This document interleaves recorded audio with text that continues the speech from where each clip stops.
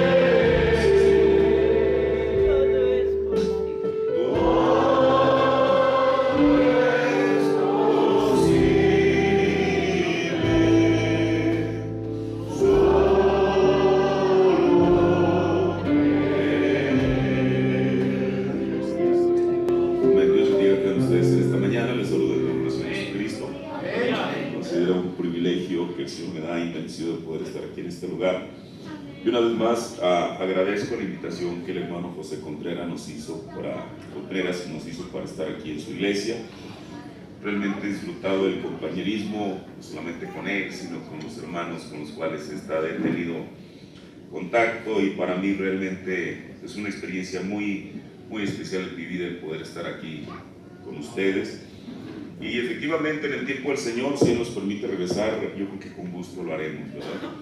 Dios ha sido bueno, nos ha permitido estar aquí en esta ocasión y he disfrutado la amabilidad de cada uno de los hermanos, y yo creo que eso es bueno porque solamente hay una novia.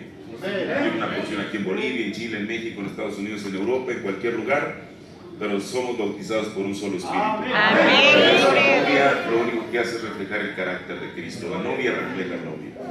Así que esto es algo muy bueno. Reciban saludos del Tabernáculo Luz al Atardecer en Cuautitlán Izcalli, que es la ciudad donde estamos ministrando. Es una ciudad que está en la periferia de la Ciudad de México. Ellos sabían que íbamos a estar aquí en estos días y ellos envían saludos. Agradezco a los pastores que el día de ayer estuvieron, o los ministros en la ministerial. Realmente tuvimos un buen tiempo, en una buena armonía. Eso es importante, ¿verdad? Porque podemos diferir sin discutir. Eso es algo muy bueno. Pero yo creo que el Señor nos ayudó en todo y todo estuvo muy bien. Así que en esta mañana, bueno, siendo que es un domingo de resurrección, quisiéramos tomar una pequeña porción de la palabra del Señor para traer algo que sea de beneficio para cada uno de nosotros. Si pudiéramos ir al Evangelio según San Lucas. El Evangelio según San Lucas, el capítulo 4. El verso 32. Yo creo que en esta mañana todos venimos descansados, frescos, esperando a que el Señor nos dé algo de su palabra. El salmista dijo que Él abre su mano y nos da el alimento en su tiempo. Así que espero y confío que el Señor en esta mañana también nos dé el alimento espiritual en su debido tiempo. Lucas 4:32. Mire cómo un solo versículo puede contener tanto. Lucas 4:32. Y se maravillaban de su doctrina, porque su palabra era con potestad. Señor, en esta mañana te agradecemos porque tú permitiste que al abrir nuestros ojos pudiéramos ver la luz de un nuevo día, Señor. Gracias por la vida natural, pero muchas más gracias por la vida espiritual que tú nos has dado, Señor. Padre, porque en esta mañana tú nos trajiste al mejor lugar donde todo cristiano puede estar, Señor Jesús, en tus atrios, Padre Celestial, para poder disfrutar de tu presencia a través de estas alabanzas, Señor. Amén. Padre, tu pueblo, Señor Dios, a través de estas alabanzas ha expresado lo que siente por ti, Señor. Amén. Pero ahora queremos que tú a través de tu palabra expreses lo que sientes por nosotros. Te pido, Padre Celestial, que tú me ayudes, tú me asistas, Señor. Sin ti yo nada puedo hacer, Señor Jesús. Y no quiero hacer nada sin ti, Señor. Me hago a un lado, Padre, pidiendo que tú tomes el control de mi persona, de mi ser, Señor Jesús, completo.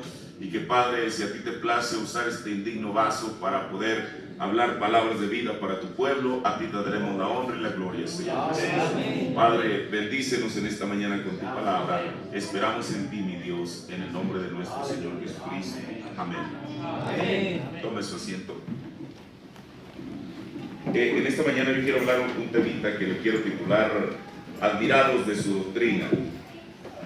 Y bueno, para poder entrar a mi tema, quiero dar una definición que realmente es muy sencilla de lo que es doctrina. Doctrina, hablando incluso secularmente, es el conjunto de opiniones de una escuela o de una religión. Bueno, en este caso de nosotros, como una religión, porque somos una religión. El profeta dijo que esta es la religión verdadera, es la religión de Jesucristo. No somos una religión, cualquiera es de la religión verdadera. Ahora, el profeta de Dios nos enseñó y dijo que un ministro que no tiene doctrina no es un ministro. Ahora, esto es importante. Un ministro que no tiene doctrina no es un ministro. Y él dijo que una iglesia que no tiene doctrina no es una iglesia. Entonces nosotros tenemos que tener una doctrina. Tenemos que tener una columna vertebral, porque eso es lo que es la doctrina, es la columna vertebral. Una persona, hablando físicamente, puede tener su cerebro bien, puede tener su corazón bien, pero si su columna vertebral está atrofiada, bueno, va a estar confinado a una silla de ruedas. Entonces, lo que hace cualquier iglesia, lo que la hace fuerte, es esa columna vertebral que tiene, y es la doctrina. Pero en este caso, de lo que vamos a estar hablando en esta mañana, es acerca de la enseñanza. Y aquí voy a comenzar. Mire, el ministerio de Jesús tuvo dos facetas fundamentales. El mismo Lucas nos habla de esto. En el capítulo 1, el versículo 1 del libro de los Hechos, él comienza a escribir esto y él dice: en el primer tratado, oh Teófilo. Cuando habla del primer tratado se refiere al evangelio que él mismo escribió. En el primer tratado, oh Teófilo, he hablado.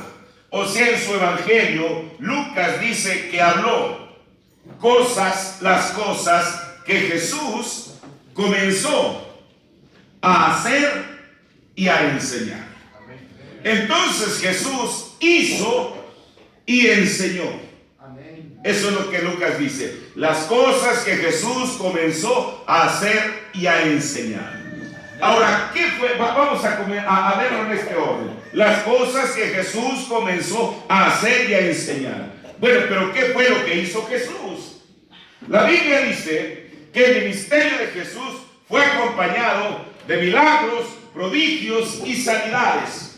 Ahora, ¿por qué? Porque él tenía que mostrar, o estaba mostrando, era una manera que la gente lo tenía que identificar como lo que él era.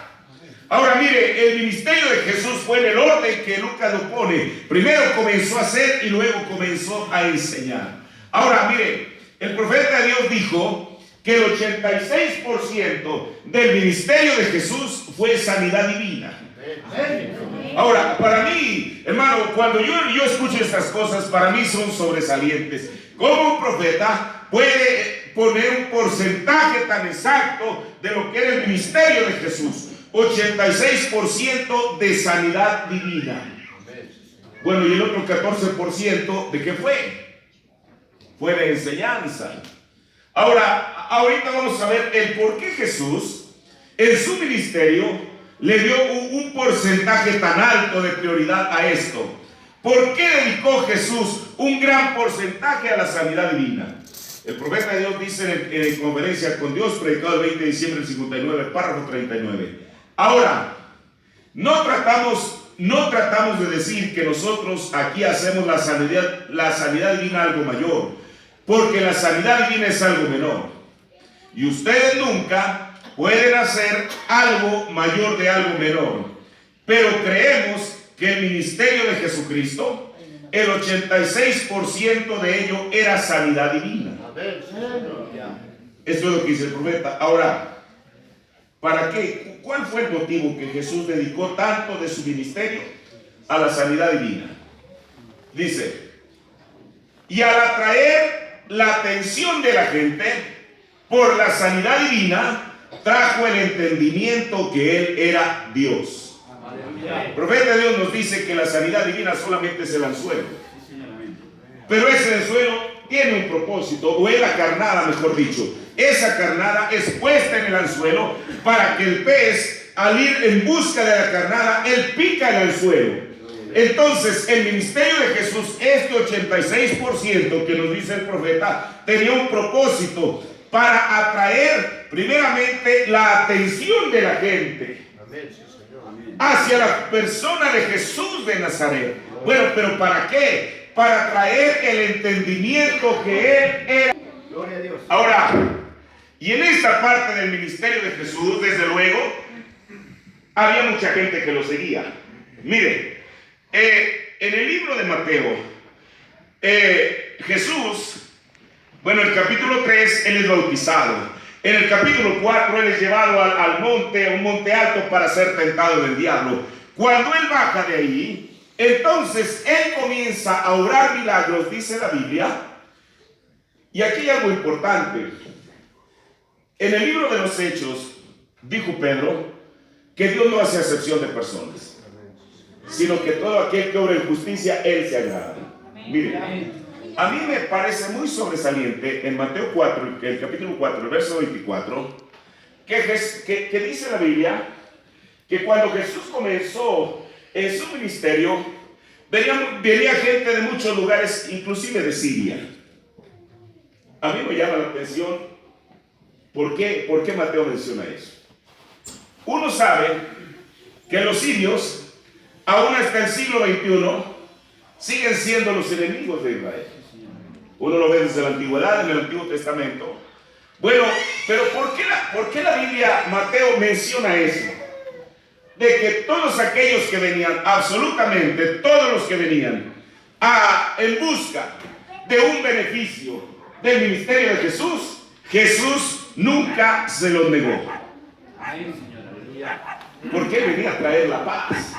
Él no iba a hacer acepción de personas. Por eso incluso los sirios fueron los beneficiarios de aquello que él hizo. Y es en Siria, mire, es en Siria, dice la Biblia, donde comenzó la fama de Jesús. El hermano Branham predica un sermón que él tituló El comienzo de la fama de Jesús, y él toma esa escritura donde dice que fue en Siria. Aquellos que aparentemente o que eran los enemigos de Israel fueron aquellos que quizá lo que ellos habían recibido de parte de Jesús fue de labio a oído, y ahí fue donde él comenzó su fama. Ahora, incluso fue una mujer, mire, el ministerio de Jesús, como dijo el profeta, para los judíos era ir y tocar. ¿Es verdad? Creo que aquí hablábamos otra vez. ¿Cómo es que cuando Jesús sanó a los leprosos, la lepra sabemos que es una enfermedad que se contagia por contacto físico? Jesús, él tenía que demostrar algo. Él tenía, y no precisamente por querer demostrar algo a la gente, pero él como persona tenía que mostrar algo. Cuando se trató de sanidad divina, él nunca le dijo a la persona: hey, yo sé que tú tienes lepra, así que tú no te puedes acercar a mí porque yo la puedo contraer. Aquí había algo: o la lepra vencía a Jesús, o Jesús vencía a la lepra. Amén, gloria a Dios. Como decíamos, el hermano Branham dijo: Jesús nunca predicó en un funeral. Nunca predicó un funeral, porque era la vida, y la vida y la muerte no pueden estar juntas. O la vida vencía a la muerte, o la muerte vencía a la vida.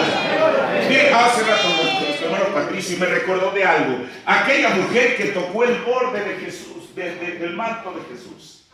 Todos sabemos cuál era el problema de aquella mujer. Tenía flujo de sangre y había estado por años y años buscando la ayuda médica con con aquello y lo otro, y nunca había logrado obtener una mejoría. Ahora, según la ley del Antiguo Testamento, una mujer que estaba en esa condición, si tocaba esta flor o esta planta, la hacía inmunda. Si tocaba cualquier cosa que tocara, lo hacía inmundo. Eso es lo que dice la Biblia. Ahora, el asunto es que ella, en la condición que estaba, no es precisamente que estaba en su periodo como mujer, que cada 28 días, sino que esa era una situación que había estado continuamente durante 12 años. Imagínese usted lo terrible que debe haber sido para ella. Cualquier cosa que ella tocaba iba a ser inmundo, porque así lo decía la ley. Ahora, cuando ella llega a Jesús, ella no lo ve de lejos y le dice: Señor, sáname, ya estoy hastiada, he gastado todo mi dinero en médicos para salir de esta condición.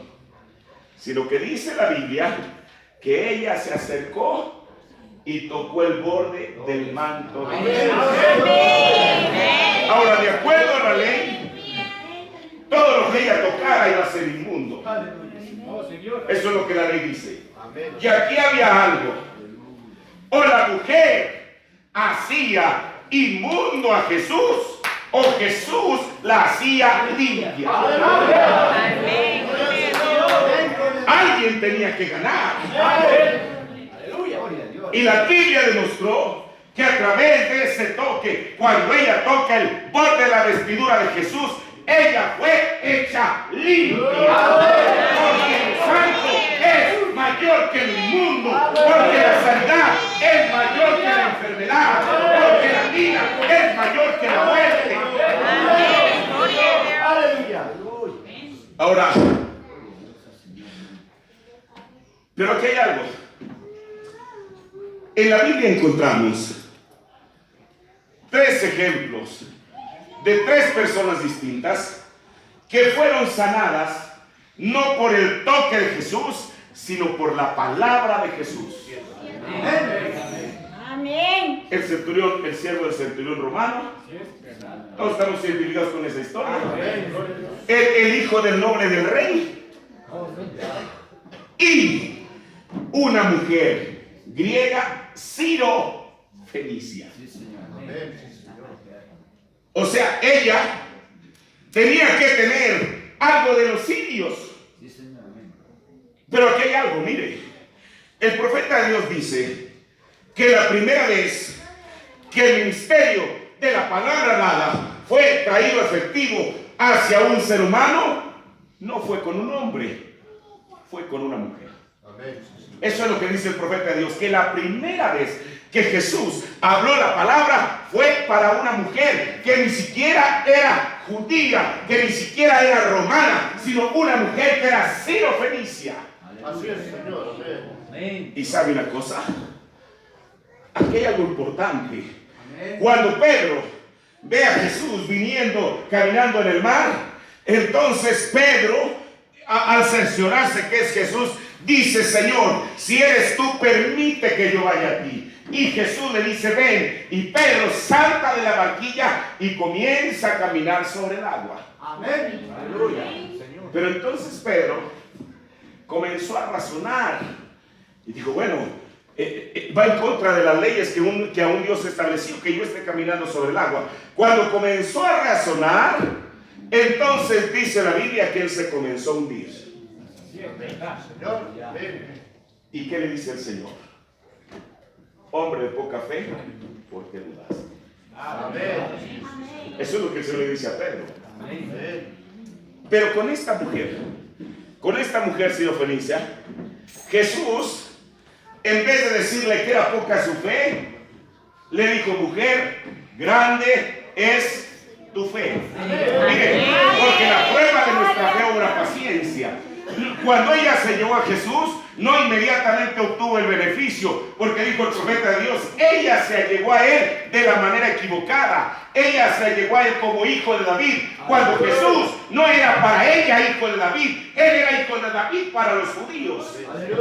Eso es lo que el profeta nos enseñó. Pero cuando ella cambió su estrategia y se acercó a él en la manera apropiada y le dijo: Señor. Ahora tampoco no inmediatamente Jesús la atendió. Dijo: yo no soy enviado sino las ovejas perdidas de la casa de Israel. Amén. ¿Sabe por qué? Porque Jesús tenía que permanecer fiel al principio que les había ordenado a sus discípulos en Mateo 10, que no fueran por camino de samaritanos ni ciudades gentiles, sino ir a las ovejas perdidas de Israel. Amén. Pero ¿sabe una cosa? La fe de aquella mujer hizo que Jesús cambiara sus propios principios. Amén. Cuando él le dice: bueno, mira, para comenzar no es lícito tomar el pan de la mesa del Señor y dárselo a los perrillos. Y la mujer dijo: Señor, tú tienes razón. pero aún los perrillos comen de las migajas. Aquello tocó una fibra sensible de Jesús, y él no tuvo que ir a tocar a la muchacha, sino solamente le habló la palabra y ella fue sana. Todo esto que estamos hablando está dentro de ese 86% del ministerio de Jesús que el profeta nos habló. Ahora, pero siendo que Jesús conocía eso, él tuvo que trazar una línea para hacer una separación. Le voy a decir por qué.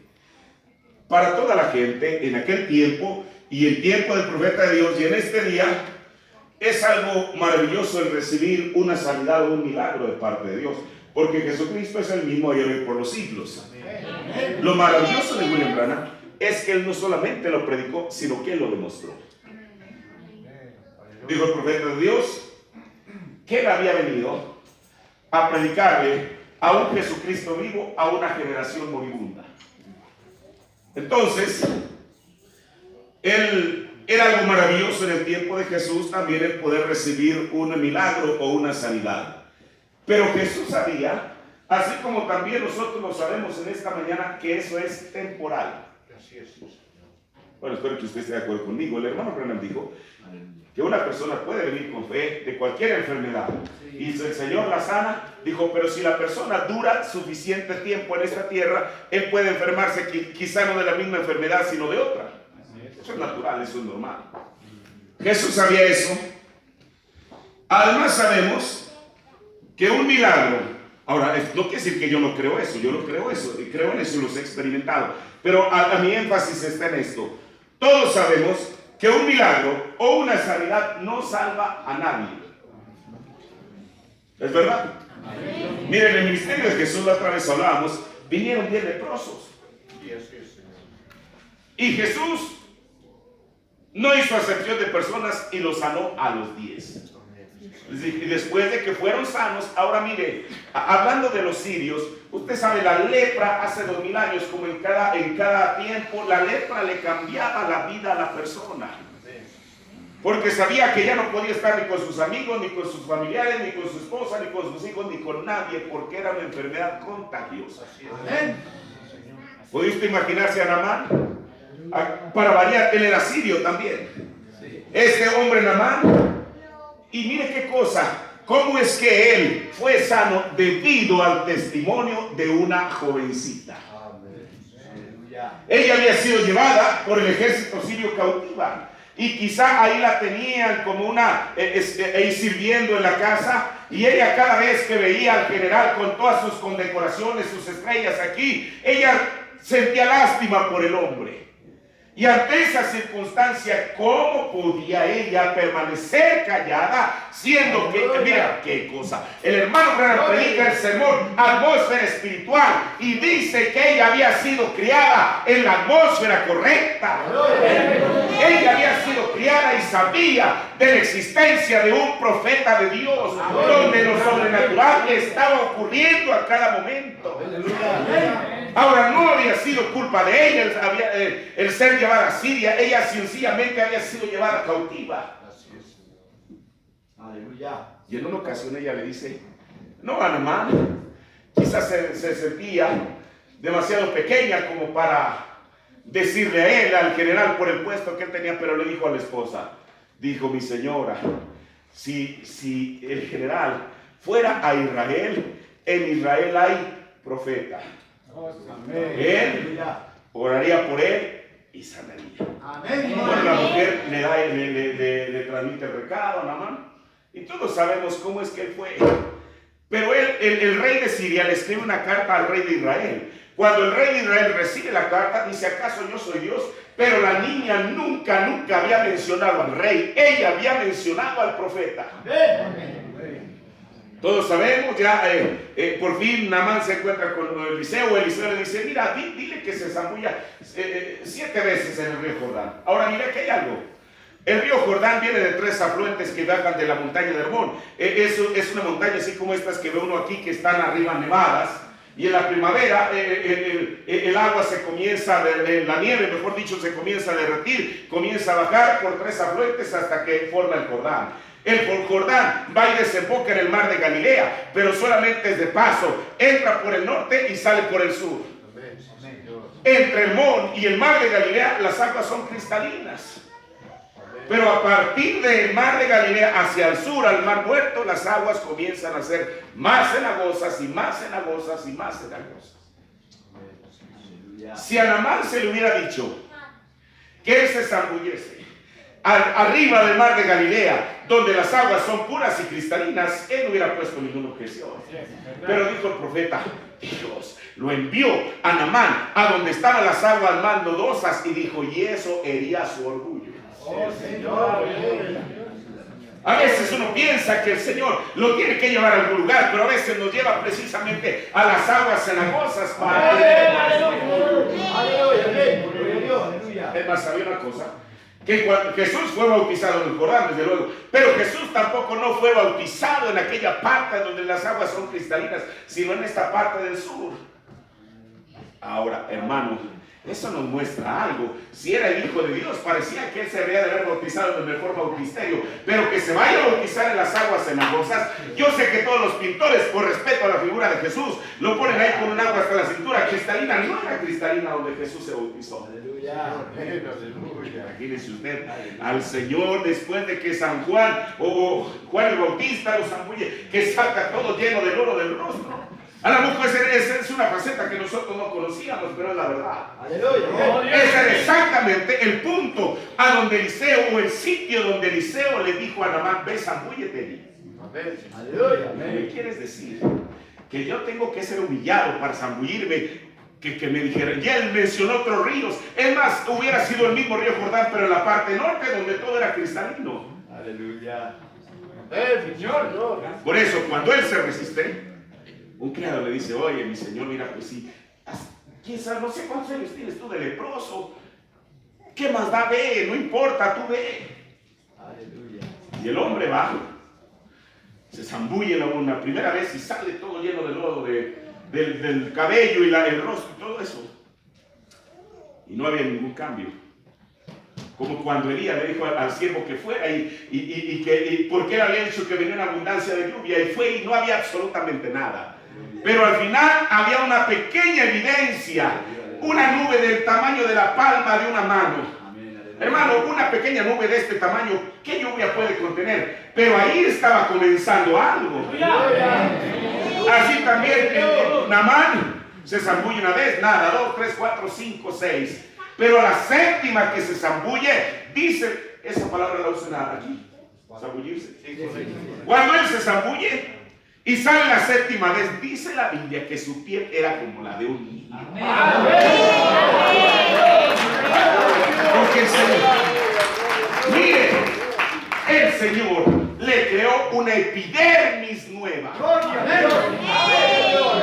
Él no le puso un parche ahí en cada lugar donde estaba lepra. Aleluya. Sino que Dios es el creador y le creó una piel nueva. Ahora, regresando a la sanidad divina, mire, sabemos que con todo y eso, de los 10 leprosos a los cuales Jesús sanó, solamente uno, un diezmo de eso, vino y le dijo, Señor, gracias. Gracias. Amén, gloria a Dios. Y bueno, yo digo, que los demás no hayan padecido, sufrido todo lo que usted quiera al ser leproso, sí, pero a veces es la naturaleza humana. Voy a decir algo que parece tan sencillo. Dijo el profeta, hay gente que ni por los alimentos ora. ¿Y sabe lo que él dijo? Dijo, son como un cerdo que está debajo de un manzano y les cae una manzana en la cabeza y ni siquiera voltean para arriba a ver de dónde vino la manzana. Eso es lo que dijo el profeta. Ahora, ahí es donde muchas veces uno piensa que aun si uno recibe un milagro de parte de Dios, una sanidad divina de parte de Dios, eso garantiza algo. Pero no es así. Mire, señores, quisiéramos ver a Jesús, dice el profeta, la sanidad divina está basada sobre, no en los méritos de la salvación de usted o en la afiliación de su iglesia o en su posición, lo cual está muy bien, pero los méritos, la sanidad divina está basada en los méritos de su fe. Amén. Ahora Jesús, sabiendo eso, repetimos lo que el profeta dijo, él dedicó un 86% a sanidad divina. Pero él sabía que aún con todo y eso la sanidad divina no era lo perfecto. Muchísima gente recibió muchos milagros de parte de Jesús y nunca lo siguieron en su ministerio. Jesús estaba plenamente consciente de eso. Por eso, como Lucas nos dice, Jesús no solo hizo sanidades y milagros, sino que también enseñó. Ahora, pero las enseñanzas de Jesús, según lo que dice la Biblia, eran distintas a lo que la gente estaba acostumbrada a enseñar. Y la Biblia hace una referencia muy clara y muy marcada entre las enseñanzas de Jesucristo y otras enseñanzas. Mire, en Marcos, el capítulo 1, el verso 22 dice, y se admiraban de su doctrina. O sea, la gente se asombraba de su doctrina. Fue exactamente lo que Lucas nos está diciendo en Lucas 4:32, la primera escritura que tomamos. Pero ¿qué era lo que hacía? ¿Qué era lo que causaba que la gente se asombrara, se admirara de su doctrina? Marcos 1:22 dice, porque les enseñaba como quien tiene potestad, o sea, como quien tiene autoridad. Aleluya. Mira, aquí voy a hacer un paréntesis. El profeta de Dios dijo que Jesús no era un predicador. Dijo, Juan el Bautista sí era un predicador. Amén, gloria a Dios. Lo dice el mensaje de Hebreos. Amén. Y él dice que cuando Juan salió predicando, él era una voz del que clama en el desierto. Amén. Pero cuando Jesús salió predicando, él tomó una escritura en Mateo donde dice que su voz ni siquiera sería escuchada en las calles. El profeta de Dios dijo, Juan para predicar era un león rugiente. Ahora mire, nosotros desde luego no disponemos de un audio, de una grabación de los sermones de Jesús o de los sermones de Juan, pero la manera en que el profeta nos dice, yo puedo tener una idea clara del estilo que tenía Juan para predicar. ¿Sabe usted por qué? Mire, Jesús primero hizo y después enseñó. Juan, él no hizo, él solo enseñó. ¿A qué me refiero? La Biblia no registra un solo milagro que Juan el Bautista haya hecho. Hermano, mire, esto es tremendo. Como un hombre, ahora Jesús, él era Dios. Donde quiera que él estaba, lo sobrenatural estaba alrededor de él, porque él era el sobrenatural. Amén. Pero Juan, ¿cómo podía él atraer la atención de la gente sin hacer algo en el ámbito de lo sobrenatural? A veces la gente va a una iglesia porque van y oran por él y sana, y bueno, el Señor muestra misericordia. Pero Juan, ¿qué podía hacer él para atraer la atención de la gente? No podía decir, nadie puede decir, hermanos, ayer en la campaña de Juan vimos que un ciego de nacimiento recibió la vista, vimos al cojo andar, vimos al mudo hablar. Eso no acontecía en el ministerio de Juan. Señor, amén. Bueno, eso es lo que yo he encontrado en la Biblia. Yo no he encontrado ni un solo milagro que Juan el Bautista haya hecho. ¿Y qué? Por eso, el hecho de que Juan no haya efectuado un solo bautismo, un solo milagro, eso no quiere decir que haya sido enviado de Dios, que no haya sido enviado de Dios. Por eso la Biblia comienza diciendo en el Evangelio, en el capítulo 1 de San Juan, que había un hombre enviado de Dios. Amén. Eso es lo que dice la Biblia. O sea, mire, a mí me gusta eso. ¿Cómo es que la Biblia, para que la gente no fuera a pensar que Juan solamente era un predicador que gritaba, la Biblia dice que fue un hombre enviado de Dios? Amén. Amén. Ahora, Juan, él dijo el profeta, él sí era un predicador. Jesús no lo era. Y el libro de Lucas, en los primeros capítulos, nos habla, bueno, todos sabemos que el ministerio de Juan y el ministerio de Jesús comenzaron con las mismas palabras. Lo primero que salió de los labios de Juan es: arrepentíos, que el reino de los cielos se ha acercado. Eso es lo primero que registra la Biblia. Las primeras palabras que salieron de los labios de Jesús fueron: arrepentíos, que el reino de los cielos se ha acercado. Te voy a decir algo. Con Juan el reino de los cielos se acercó. Con Jesús el reino de los cielos se acercó más. Pero quiero decirle que el profeta dijo que el reino de Dios es el Espíritu Santo. Dijo: cuando Jesús vino, el cielo y la tierra se abrazaron y se besaron. Así de cerca vino el reino de los cielos a nosotros. Ahora, pero bueno, si Jesús no era ese tipo de predicador que el profeta de Dios nos dice, ¿qué era lo que hacía que la gente se admirara de su doctrina? Mire, aún el ministerio de Jesús fue ascendiendo, digámoslo así, en cuanto a su predicación. Si usted ve el capítulo 5 de San Mateo, ahí comienza con lo que nosotros conocemos como las bienaventuranzas o el sermón del monte. El profeta de Dios dice que el sermón del monte, el hermano Branham lo predicó un domingo en la mañana. Eso ya era como decimos en México, era un parteaguas. Porque los judíos no estaban acostumbrados a ir a escuchar un sermón un domingo. Ellos lo escuchaban los sábados. Sin embargo, Jesús ya estaba haciendo una línea divisoria.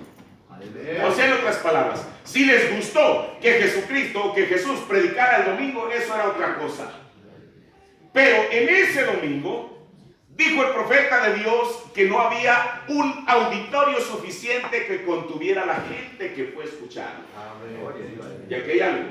Mire, yo he estado ahí en el mar Mediterráneo, donde hay le llaman anfiteatro. Usted sabe que en aquellos años no tienen un micrófono, no tienen ni siquiera un altoparlante. El predicador tenía que hablar a voz y cuello.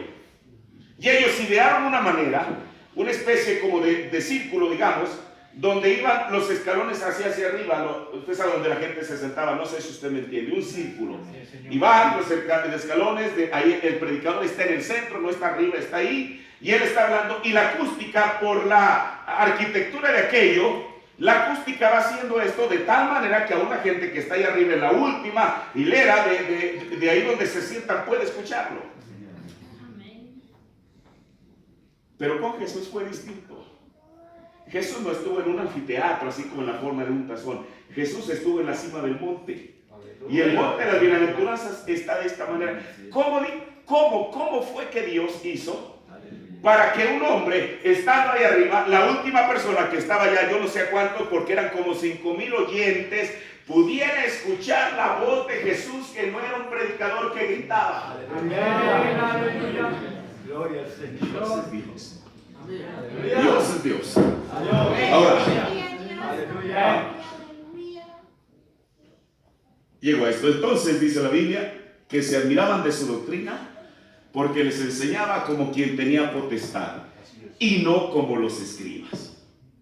Ahora mire lo que dice el profeta de Dios en la palabra de la Semilla original. Ellos decían: díganme de cuál escuela viene él, o sea Jesús. ¿De dónde obtuvo esta sabiduría?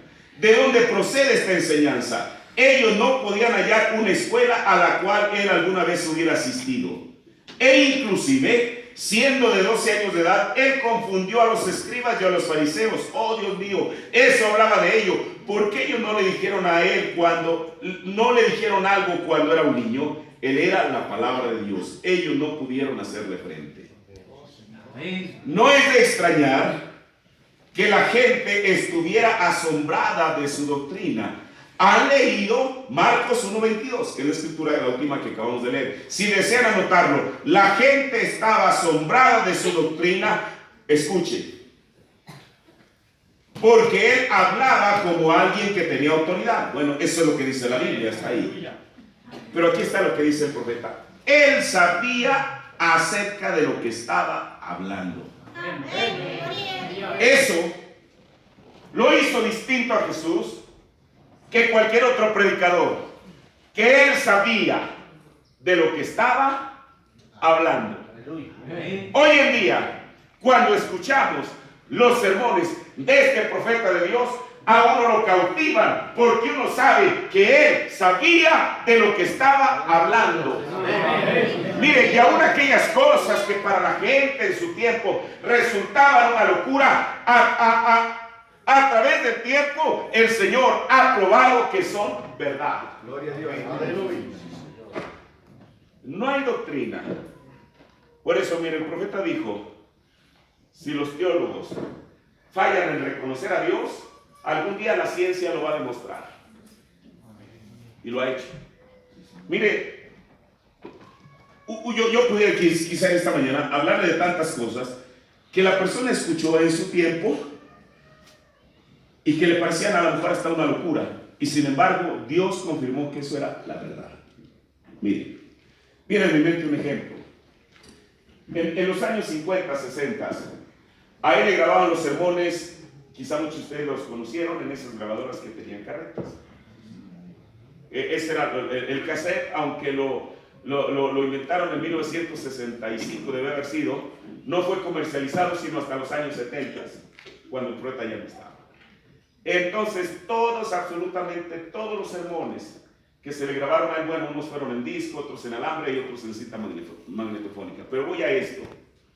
En 1964, él está orando y dice, Señor, bendice a aquella gente que va por las calles escuchando este mensaje con esos conductos puestos en sus oídos.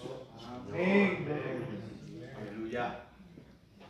En aquel tiempo, en 1960, era imposible que una persona fuera caminando por la calle con una grabadora de estas dimensiones, escuchando el mensaje. Amén. Eso lo dijo 2 veces en 1964. ¿De qué estaba hablando? Nosotros somos. Nos ha tocado ver el cumplimiento. A nosotros. La gente en su tiempo que lo escuchó, ¿qué pensaría? ¿De qué está hablando? Una gente escuchando el mensaje con unos conductos en sus oídos. No sabía nada de eso. Es como Nahum, cuando él vio, dijo, el profeta dice, cuando él vio los automóviles, y él mismo dijo, corriendo a gran velocidad por la calle Sexta de Chicago, él vio aquello y no supo cómo llamarle. Y dijo, esos son hachas encendidas. Nosotros hoy en día sabemos a lo que eso se refiere.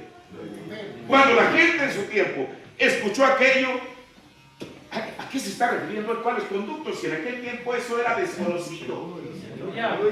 Hoy en día es una cosa común y a lo mejor es parte de nuestra vida cotidiana el que alguien vaya en el bus, en el teleférico, donde sea, escuchando al profeta de Dios. Ya ni siquiera con una grabadora de cassette, con una cosita así, un artefacto metido aquí en el bolsillo. Pero él sabía de lo que estaba hablando. Ahora,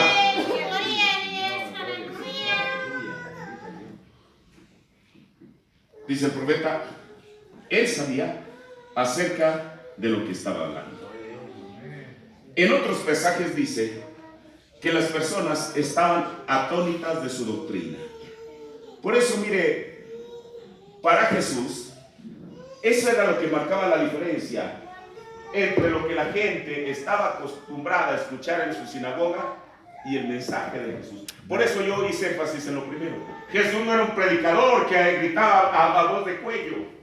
Quizás su voz era, usted sabe, hablaba él no fuerte, pero no era en sí la voz, era lo que contenía aquella voz. Escuche, lo que contenía aquella voz fue lo que cautivó las almas predestinadas. Hermano, hoy en día la voz que uno escucha no es en sí la voz del séptimo ángel, sino lo que contiene esa voz, que es el mensaje que ha cautivado nuestras almas. Mire, yo quiero decir una cosa. William Branham no vino a ser prosélito de ninguna iglesia. William Branham habló su mensaje para que la simiente predestinada escuchase su mensaje y pudiera salir. denominaciones, ni estén esta noche tratando de sacar gente. Pero si hay un predestinado en la denominación, al escuchar su mensaje, habrá algo en su corazón que se identifica con él. Porque es una simiente de representación que fue puesta antes de la fundación del mundo. Es más, yo le quiero decir algo. El profeta Elías de este tiempo ni siquiera fue enviado para todo el mundo. Usted dice, ¿y por qué dice eso? Mire, Malaquías 4:5 dice, si la Biblia dijera, he aquí yo envío a Elías el profeta, bueno, yo lo envío, el que lo quiera recibir, que lo reciba, y el que no. Pero ¿sabe cómo dice la Biblia en Malaquías 4:5? He aquí yo os envío. Al decir yo os envío, quiere decir, se los estoy enviando a ustedes. Amén. Por eso alguien lo tenía que recibir. Aleluya. Amén. Y nosotros en esta mañana somos el cumplimiento de Amén. Gloria a Dios. Gracias, Padre. Aleluya. Porque estamos aquí como un grupo de personas que hemos escuchado la voz. Y esa voz, ahora sí con unos hermanos mexicanos, una vez compusieron un canto que decía, y no pude rechazarlo por ser predestinado. Amén. Gloria a Dios. Absolutamente no. Ahora, Jesús, él sabía de lo que estaba hablando. En San Juan 3:11, él le dice a Nicodemo, mira Nicodemo, de cierto te digo, yo cada vez que escucho que Jesús en los 4 evangelios usa esta palabra, de cierto, el profeta dice que cuando Jesús dijo de cierto, dijo él absolutamente, o sea, él le dice a Nicodemo, absolutamente te digo que lo que sabemos hablamos y lo que hemos dicho. Jesús estaba seguro que lo que decía y enseñaba era la verdad. Y él nos dijo el porqué de esto. En San Juan 7 dice en el verso 12, bueno, mire, San Juan 7 nos habla de cuando Jesús o sus discípulos le dijeron a él que si él no iba a subir a la última fiesta que tenían los judíos, que era la fiesta de las cabañas o de los tabernáculos. La Biblia dice que en un principio Jesús estaba renuente ahí. Pero entonces sus mismos discípulos le quisieron dar una lección de moral a Jesús. ¿Y de qué cosa? Yo cada vez que veo esta porción de la Escritura, yo digo, bueno, pero ¿cómo se atrevieron a decirle eso a Jesús? Sin embargo, se lo dijeron. En San Juan 7:4 dice, ahora esto es, los discípulos le están diciendo esto a Jesús, que ninguno que procura ser claro hace algo en oculto. Bueno, yo no sé si usted entiende el peso de esas palabras. Ellos le están diciendo, mira Señor, ve, él estaba renuente. Y entonces, a manera de forzarlo, le dicen, mira, cualquiera que pretende ser claro no hace nada en oculto. Jesús desde este momento se sintió moralmente obligado a ir. Y fue. En el último día de la fiesta, Jesús, digamos, casi al comienzo de la fiesta él habla y después al final. Pero mire, dice en el versículo 12, y había grande murmullo de él entre la gente, porque unos decían, bueno es, y otros decían, no, antes engaña a la gente. Eso va a suceder con cualquier hombre de Dios. Sucedió con el profeta. Sí, Señor, amén. Él dijo que mucha gente decía que él era Jesucristo y había otra gente que decía que él era el diablo. Pero sabemos que ni era ni una cosa ni otra. Él era el profeta Elías prometido para esta edad. Y dice, mas ninguno hablaba abiertamente de él por miedo de los judíos. Y al medio de la fiesta subió Jesús al templo y enseñaba. Ahora, ahí no dice la Biblia que Jesús fue a hacer alguna campaña de sanidad divina. Él fue a la fiesta a enseñar. Miren, Jesús fue reconocido como profeta en su primero, en su segundo y en su tercer jalón. El profeta de Dios dice que el primer jalón de Jesús fue sanidad divina. ¿Lo dijo? Mire, La Biblia en San Juan, creo que San Juan 8, habla de un ciego que había nacido de nacimiento. Ustedes sabemos esa historia.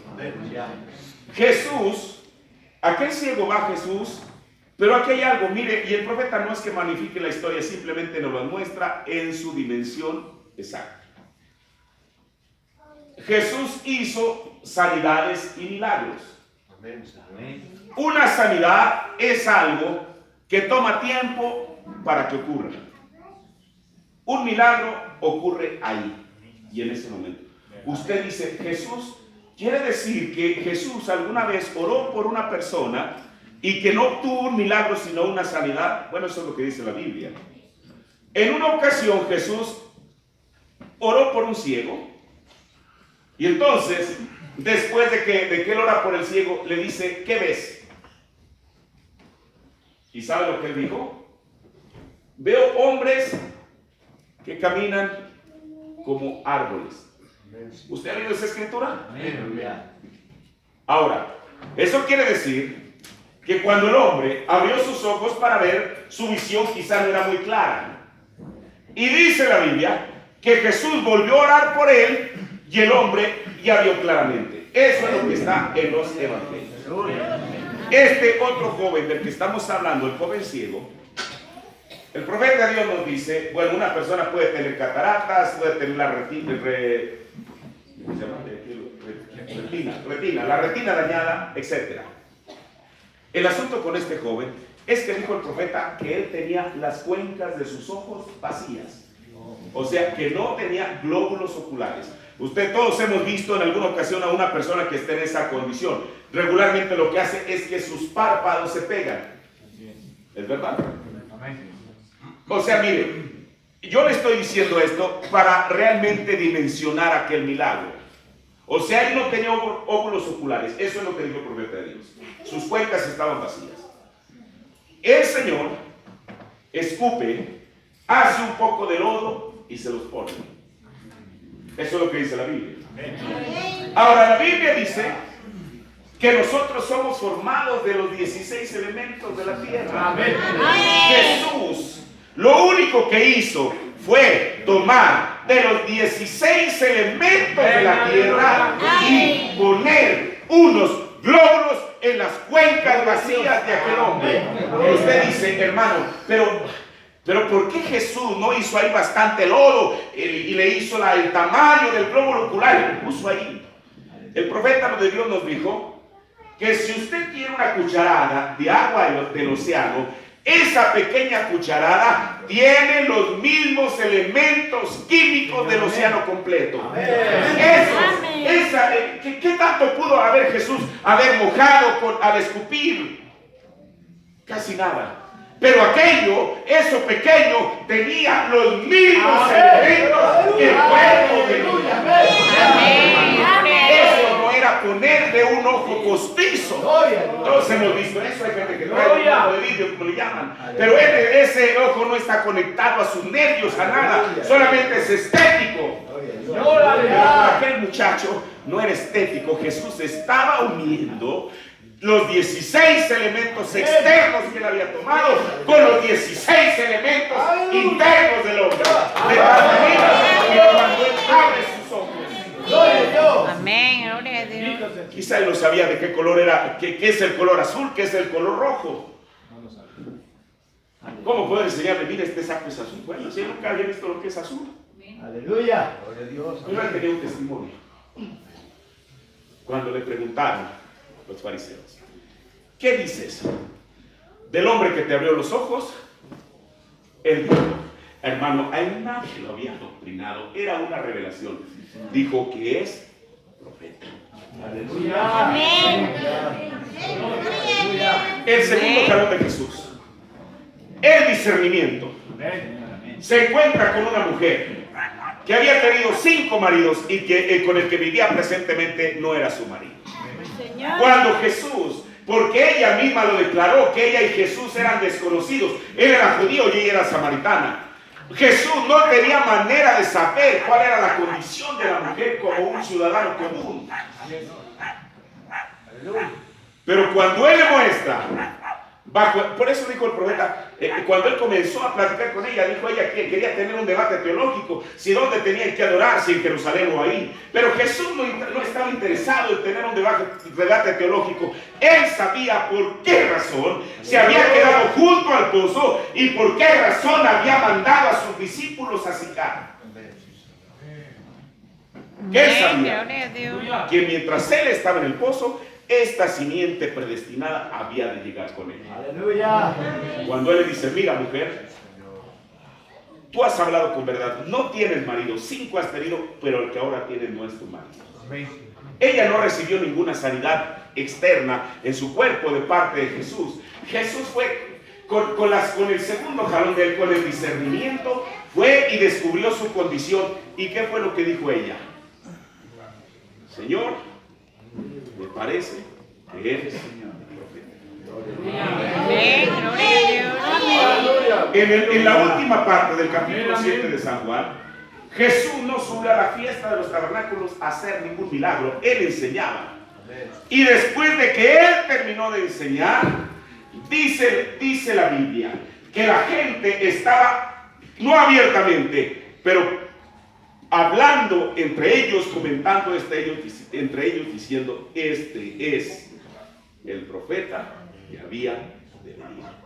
Gloria a Dios. Aleluya. Amén. Gloria a Dios. Aleluya. Escucha, nosotros no estuvimos en las campañas del profeta de Dios, así que no recibimos ningún milagro de parte de Dios, ni tampoco nos discernió.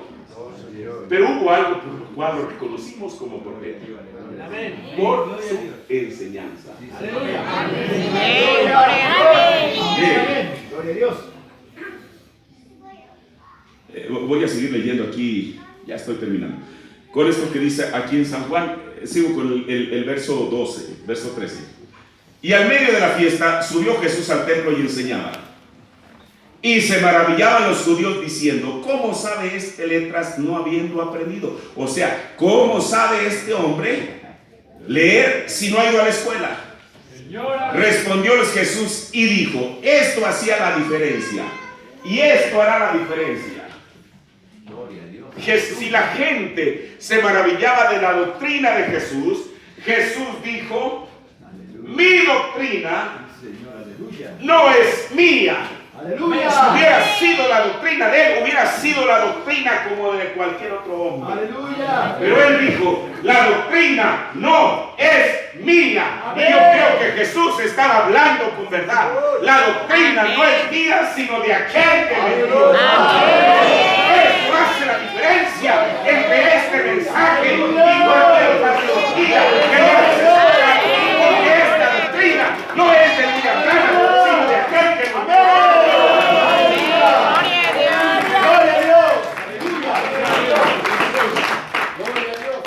El que quisiera hacer su voluntad conocerá de la doctrina si viene de Dios o no, o si yo hablo de mí mismo, dijo Jesús. El que habla de sí mismo, su propia gloria busca, mas el que busca la gloria del que le envió, este es el verdadero y no hay en él injusticia. Entonces, eso era lo que hacía Jesús diferente. Eso es lo que hacía. Y aparte de eso, hermano, mire, la Biblia dice que los que eran del común del pueblo le oían de buena gana. Porque Jesús hablaba en un lenguaje que todo el mundo entendía. Y si no lo entendían, les hablaba por parábolas. Jesús sabía que dentro de sus seguidores había campesinos, por eso les habló del trigo. Había personas que tenían ganado, por eso les habló de las ovejas. Y así sucesivamente. Eso enriquecía las palabras o la enseñanza de Jesús. Por eso a usted no le asombre que este mensaje que nosotros hemos recibido nos habla de la historia del águila, del granjero. Nos habla del violinista, de aquel violín que nadie daba un quinto. Cada una de esas historias, ¿para qué fueron traídas? Porque la escritura y el mensaje tenían que venir en el mismo espíritu. Por eso Jesús llenó, ilustró sus enseñanzas con parábolas para que la gente, ahora Jesús les habló de cosas que ellos estaban acostumbrados a ver. El mensaje tenía que ser exactamente de la misma manera. Amén. Gloria a Dios, aleluya. Juanito Cuervo, ¿quién no puede entender esa historia? La historia del pato, que igual, que fue puesto debajo de una gallina. Pero entonces un día la gallina cometió un error, que se acercó tanto a la cerca que allá estaba un lago. El pato era pato, su naturaleza era de pato. Así que cuando él percibe la brisa del agua, algo en él se comenzó a remover. Amén. Comenzó a hacer y quizá la gallina decía, ay, ¿qué estás haciendo para allá? Regrésate. Pero ¿cómo podía regresarse si había una víbora llamando en él?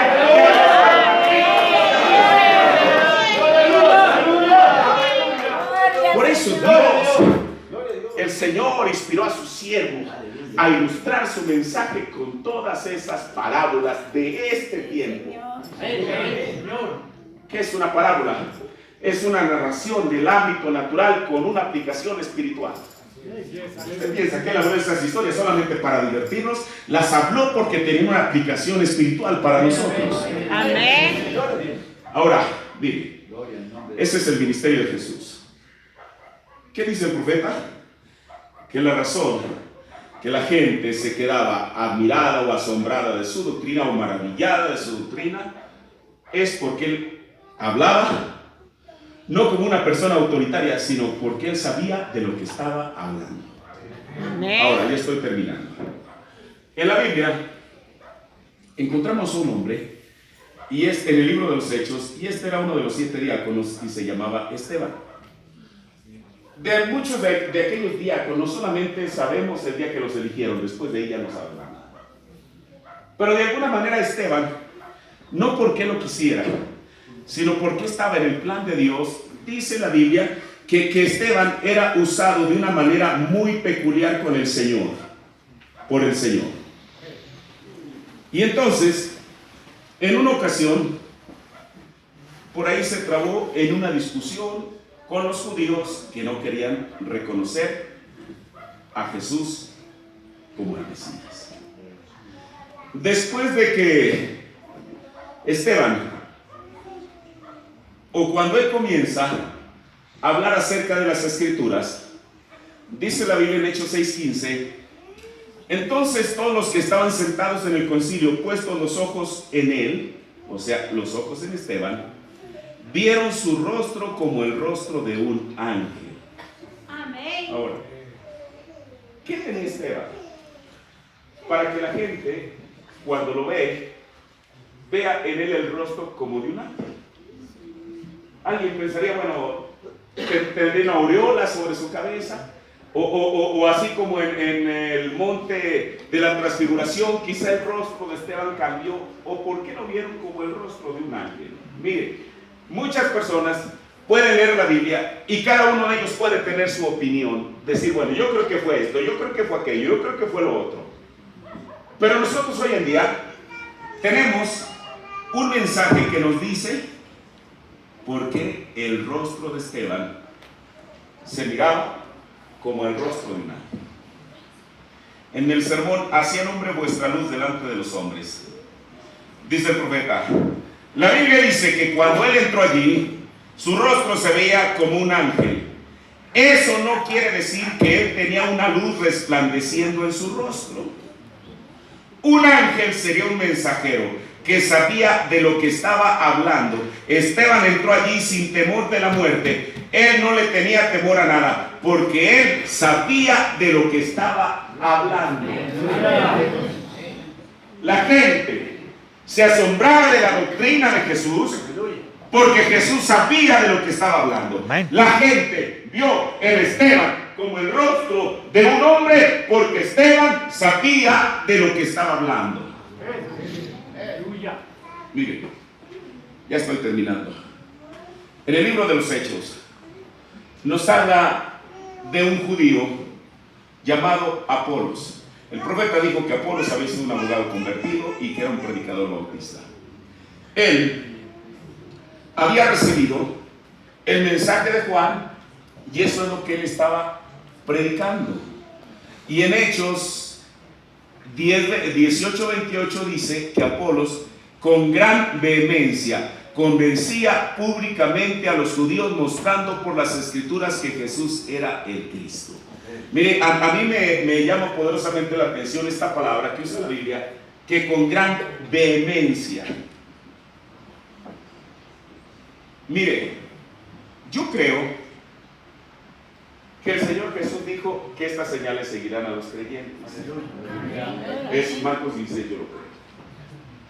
Pero a veces no es esencialmente necesario que esas señales sigan al creyente para que Dios le pueda dar algo a la persona, para que él hable la palabra. Me refiero no a la palabra creativa, sino para que él hable la palabra, que hable el evangelio y que la gente pueda creer. Le voy a decir por qué.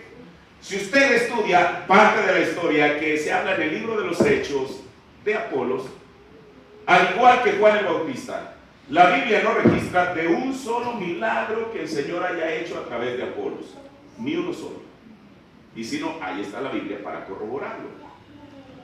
Pero ¿cómo convencía él a los judíos? ¿De qué los convencía? De que Jesús era el Cristo. ¿Cómo los convencía? La Biblia usa esta palabra vehemencia, porque con gran vehemencia él convencía a los judíos que Jesús era el Cristo. Miren, esta palabra es maravillosa.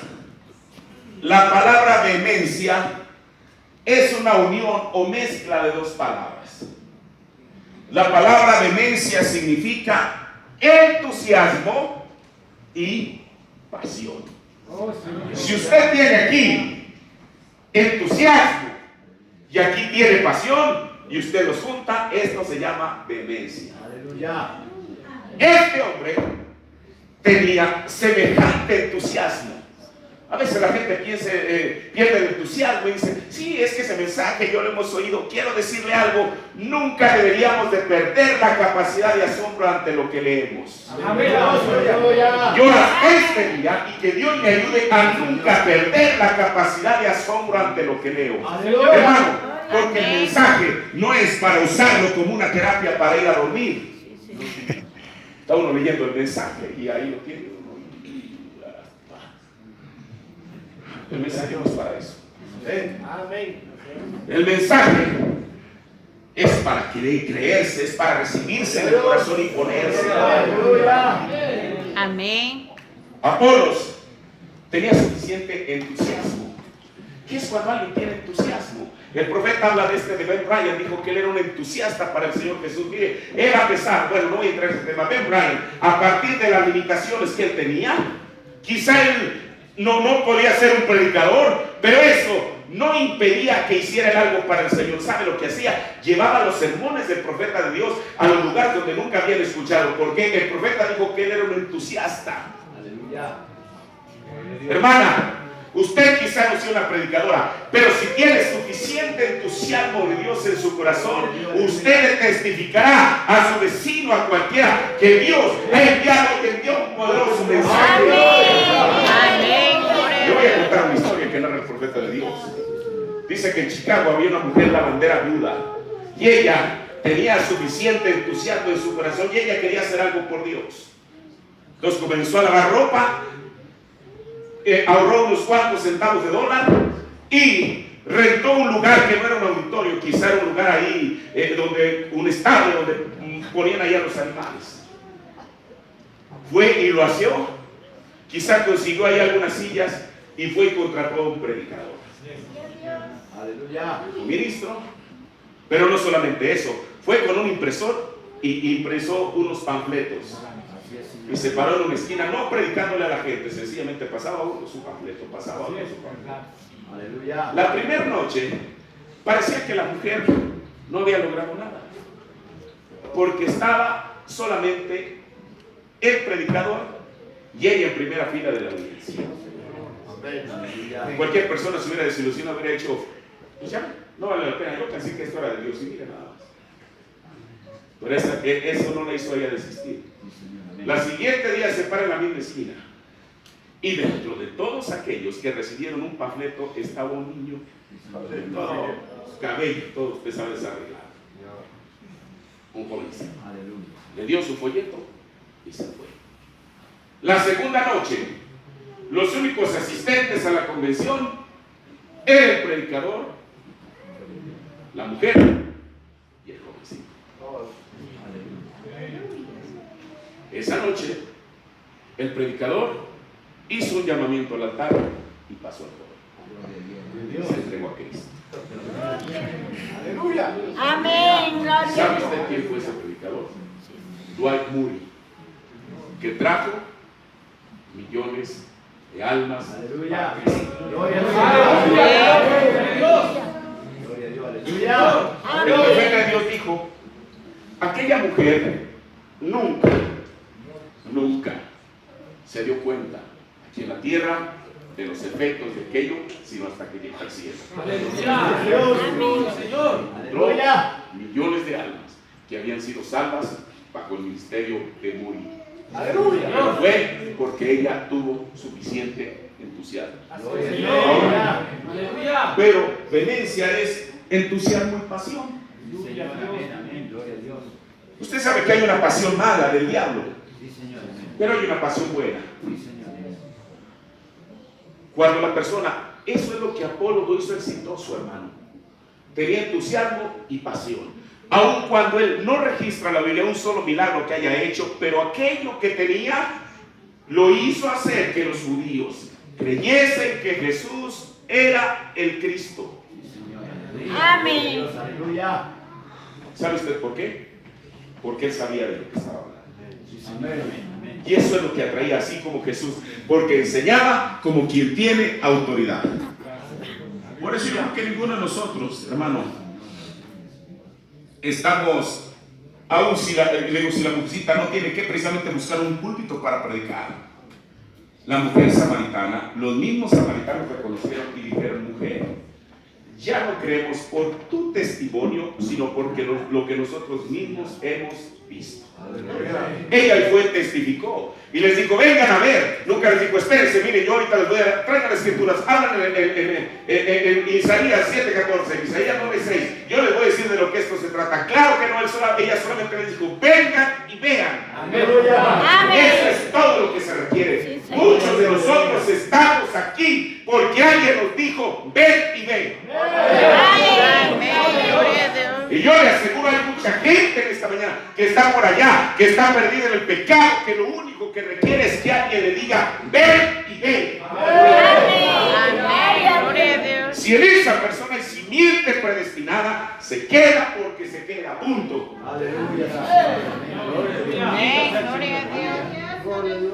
Ahora, termino. El profeta de Dios habla de un hombre, quizá todos estamos familiarizados, su nombre era José Matson Busey. Este hombre también, ahora, yo quiero ser explícito, yo no quiero, con esto no estoy diciendo que los milagros y las sanidades no son necesarios, deben de ser parte de la predicación del evangelio.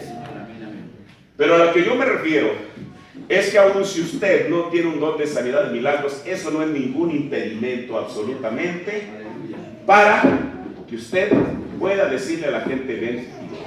Mire, Matson Busey, este hombre, él era sueco, que había sido enviado de Suecia porque en los años 30 hubo mucha inmigración de Suecia a Estados Unidos. Muchos de ellos llegaron a Chicago.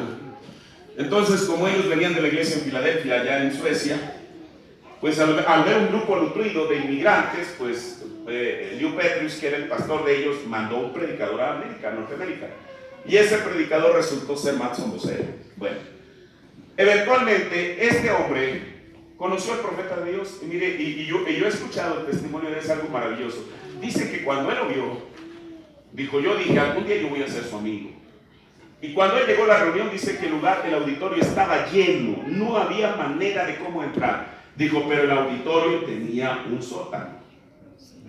Y ese sótano venía exactamente a un lado de la plataforma. Dice Matson Busey que él no había manera de entrar por la entrada principal, así que se fue por el sótano y viene a salir aquí. Está en un lugar privilegiado. Del sótano brinca la plataforma y se sienta. Y uno de los sugieres, cuando lo ve, que era un ministro conocido, le dice: Señor, usted no puede estar aquí. Y dice Matson José que le dijo: bueno, si no puede estar aquí, usted va a tener que ser el que me quite de aquí. Bueno, el hombre no quería, imagínense que hubiera ahí un forcejeo y todo el auditor ahí viendo aquello, lo dejó. Y a partir de allí, él reconoció, mire, es uno de los pocos hermanos que yo he escuchado en las cintas, que él reconoce a William Branham desde los años 50 como el profeta de Dios. Bueno, eventualmente este Matson José de la iglesia de Filadelfia, él sintió un llamamiento para ir al campo misionero a África, y se da allá por 1959, 60 quizá. Pero mire lo que el profeta dice, en Poniéndonos al lado de Jesús, párrafo 93. Pero solo observen lo que ese hombre hizo allá en sus misiones, solo un hombre. Porque él pudo comunicarse con Chicago y llevarse a Burton y todo el resto de ellos y enviarlos allí de esa manera y comenzar a hacer la obra hasta que ahora ha aumentado a decenas de millares de un pequeño avivamiento. Un hombre, no un hombre con dones, solo un hombre que tuvo suficiente valor para ir allá y comenzar. Amén, gloria a Dios. Ahora, por eso la gente se maravillaba de la doctrina de Jesús, porque él sabía de lo que estaba hablando. Y Jesús, siendo el Hijo de Dios, con humildad lo reconoció y dijo: mi doctrina no es mía. Ahora, si nosotros le creemos a la Biblia, eso fue lo que Jesús dijo. La doctrina no es mía, sino de aquel que me envió. Amén. Hoy en día, el mensaje que hemos recibido no fue de William Branham, no fue la teología de él, de aquel que lo envió. Y si nosotros como ministros somos fieles a nuestro llamamiento, la doctrina no es de nosotros, sino de aquel que nos envió. Y eso es exactamente lo que el mundo está necesitando hoy en día: la doctrina pura de la palabra de Dios. Amén, gloria a De Dios. tal manera que la gente se quede asombrada, no en nuestra doctrina, sino en la doctrina de Él, en el mensaje de Él, en el mensaje que Dios envió. Gloria a Dios. Amén, gloria a Dios. Hermano, porque este es el vino nuevo, este es el espíritu. Aquí no le tenemos que decir, instruirlo. A ver, 1, 2 y 3, todos digan amén. Y cuando el predicador levante la voz, digan amén. Claro que no, la palabra misma se encarga de eso. Ella produce el espíritu del corazón. Aleluya, gloria. Nosotros tenemos que traer aquí un show para animarlo. Para mí, la palabra de Dios contiene lo suficiente como para estimularme, porque es el vino nuevo. Amén, gloria a Dios. Es el vino nuevo para la hora presente. Así que yo espero que usted, termino con esto, usted nunca pierda la capacidad de asombro. Termino con esto. Gracias, Señor. El hermano Amén. dice, cuando el profeta de Dios vivía en Tucson, dice que él estaba en la sala y estaba el pequeño José de unos 8 años ahí con otros niños. ¿Sabes cómo son los niños? Estaban ahí jugando y haciendo cuanta cosa. Entonces dice que el hermano Branham le dijo a la hermana Meda, le dijo: Meda, sácanos a la parte de atrás, al patio trasero. Entonces quizá alguien se debe haber preguntado, dicho: bueno, ¿y para qué sacó a los niños? ¿Y sabe lo que le dijo? Dijo: porque yo no quiero ser una persona común para ellos. Si esa era la persona de William Branham, el mensaje que hemos recibido no debería ser común para nosotros. Nunca debemos de perder la capacidad de asombro ante lo que escuchamos de un profeta de Dios. Y entonces podemos decir que también nosotros estamos maravillados Amén. de su doctrina. Lo que él hizo, el recibimiento, la sanidad, mucha gente fue beneficiaria de eso, pero nosotros hemos sido beneficiarios de algo más que aquello. Mucha gente recibió todo ese tipo de beneficios y nunca siguió el mensaje, pero nosotros lo hemos reconocido por la manera en que él Amén, gloria a Dios. Vamos a darle gracias al Señor en esta tarde. Disculpe, a lo mejor me pasé más del tiempo que